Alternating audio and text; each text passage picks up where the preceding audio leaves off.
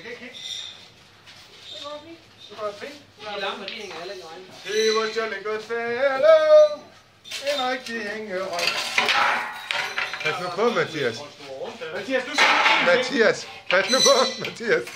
Mathias, han skal en ting, der er at tage det der. Jamen, det er Martin, der smider noget. Jeg skulle da ikke gøre noget om det. Han sagde, at du kigge bagud.